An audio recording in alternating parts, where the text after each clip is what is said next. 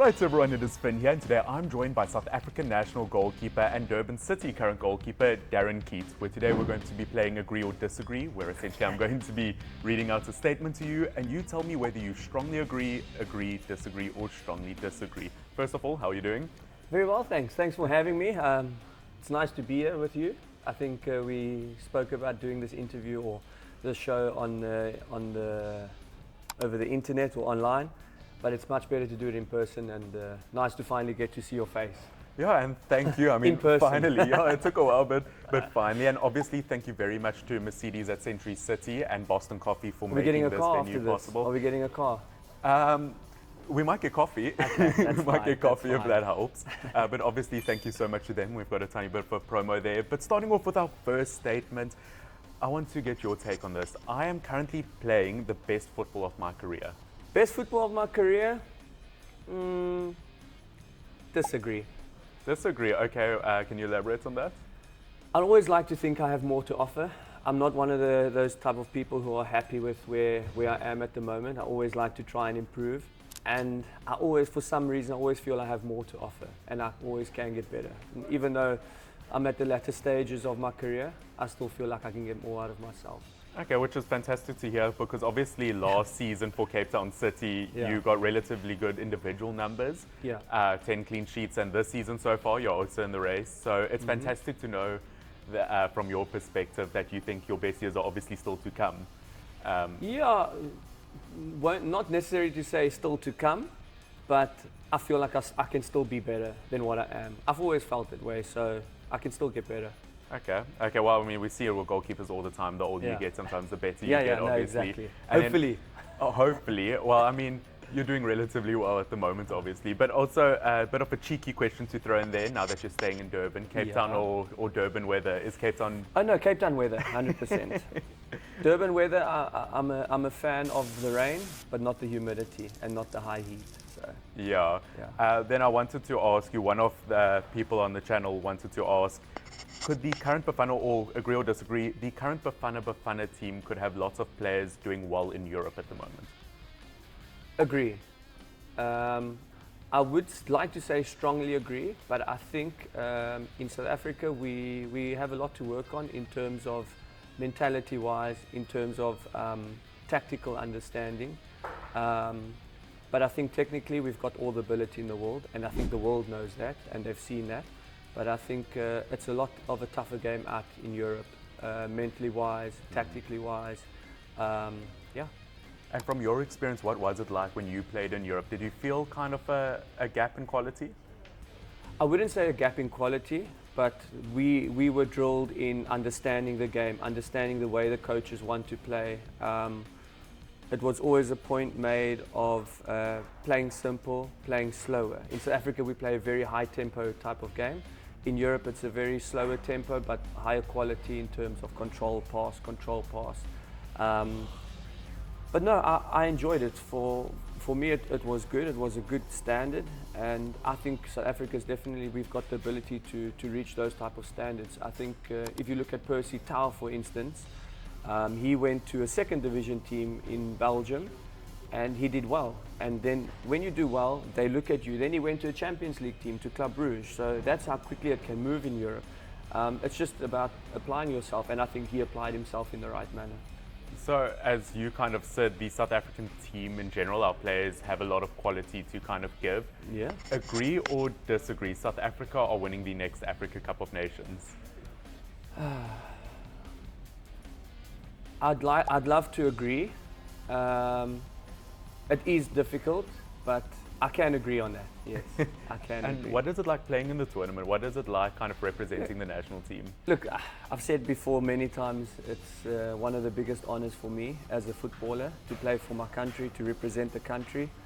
And playing in the AFCONs, it's fantastic. I mean, the amount of eyes you get on the tournament, the people that watch, the scouts that come and watch you, I think it's a big plus for African players. Obviously, we know most Africans want to go to Europe. We want to go play in the European leagues and things like that. So it's always a good opportunity to do well, to play well. And the better you do as a team, the better you do individually, because at the end of the day, when the team wins, we win as individuals also. So No, it's massive. It's great exposure, and I think playing in any major tournament just means a lot. I think to everyone. To me, it meant a lot, and I'm sure it does to everyone else also. Well, I think that leads quite nicely into the next statement, which is playing for my national team is the proudest achievement of my career. Oh, 100%. Yeah, 100%. And I've done many interviews again where I've said, like, I will choose to play for Bafana over any contract I've ever had. Simply because, yeah, I'm representing the people, I'm representing the country, I'm representing my province, and I think it's, yeah, still remains one of the proudest moments. Unfortunately, my debut I lost against Zimbabwe, but still I think I achieved quite a good amount with the national team. Yeah, I remember that game. That was actually my first ever Bafana Bafana game I think I watched. heard you say that. So obviously a special memory for me as well. And how does that compare to obviously competing in the league when you were playing at Wits? Obviously talk about that experience as an achievement. You mean playing for Wits or For winning the league for... Yeah, no, I mean, obviously that's one thing I've only had happen once, and it was fantastic. Obviously, it happened in my first season back coming from Belgium. So yeah, to actually win 2 trophies that year, we managed to win the MTN 8, then we won the league. It's great. I mean, obviously, it's such a cool feeling. Not many people get to win the league. Not many people get to win trophies. So we loved it, and yeah, we cherish those moments, and those are things we won't forget. Yeah. I tell you, there's a lot harder times that I also won't forget, but obviously winning the league's a moment you don't forget. Yeah, and obviously reconnecting now at Durban City with Gavin Hunt. How is he like as a manager? Yeah, very good. Obviously, I know a lot about him. He knows a lot about me, and I think that's what he wanted out of me. There's an expectation he has for me to deliver, and I've got to go do the same because I know what he expects of me, and I know what I expect of myself. So I think it's working well so far. We've managed 6 clean sheets in the league out of 12 games, so 50%. So yeah, it's been a start that we've needed. It's been a start that we've wanted, and I think we can only get better as Durban City. I think the club has a lot to achieve. There's a lot that we can achieve, and I think we can only get better from here. I mean, we're 12 games in now, and yeah, we're looking ahead. I can tell you that much.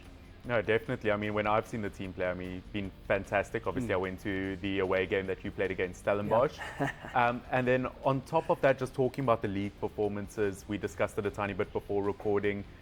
Agree or disagree? South Africa should increase the amount of teams to 20 and scrap the playoffs.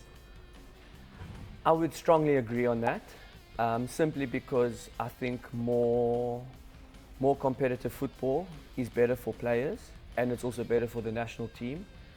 The only issue we would have is, sponsorships would need to take a step up. There would need to be more money put into the league and things like that, because there will be generally more teams. And then we'd need to fill the gap lower down below in the NFD, where we need to get better quality teams. That league would need to become more professional. The 3rd division, which is the Motsepe Foundation League, that would need to become more professional, because now those teams need to make the step up. So there's a lot that goes into it, but I think it definitely can benefit the national team. And I think that's in any league you play, you want to see how you can benefit the national team, and we're doing very well at the moment. So, I think it's something that can be looked into. Yeah, 100%. I mean, the last Bafana Bafana game where we defeated Rwanda, the entire starting 11 was domestic players, which I think is a huge accomplishment. And as a goalkeeper, so a bit away from necessarily your personal career, but our cameraman who is an Arsenal fan, David Raya is the best goalkeeper in the world right now. I disagree. You'll like that one. Who is the best goalkeeper in your opinion? For me, I mean, not only because I played against him, but I think Courtois is definitely up there, simply because he's a match winner. He's not the best with his feet in terms of his technical work, but I think he's a good goalkeeper. I think he's a good presence in the box, and I'm sure we've all seen he's helped Real Madrid to quite a few wins over the last few seasons, and it shows that they want to keep him. I think I've just heard recently with Courtois that they've got this over 30 rule, and they're going to have to do away with that rule because they need to keep him for longer. You can't keep Courtois on a year-to-year basis at the age of 30 or 31. So I think for me, he's been the best goalkeeper in the world at the moment. Yeah, no, definitely. And expanding a bit on that, we will see another goalkeeper win the Ballon d'Or one day. I hope so. We are very undervalued. Goalkeepers are very undervalued players. Strikers get all the money. I mean, you have one goalkeeper that plays most of the season, and we still get paid less than the 3 strikers we have in the teams. That's just how it is. But I'd like to think so. I'd like to think that there's more value being seen in goalkeepers as the years go, as we progress further, because, yeah, it's happened before. Yeah. I think it was Yashin. He's the only one. Yeah, the only one. And I don't see why it can't happen again. I think it just needs to be fair, I think, if I can say that. Maybe people should start voting fairly and honestly, then we might see it.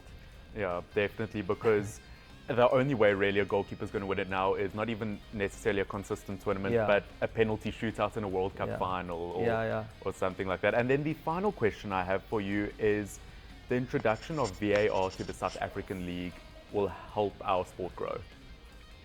So it's a double-edged sword for me, because in South Africa I think we could use it. It would be a great benefit to us, but I wouldn't mind if there's no VAR anywhere in the world.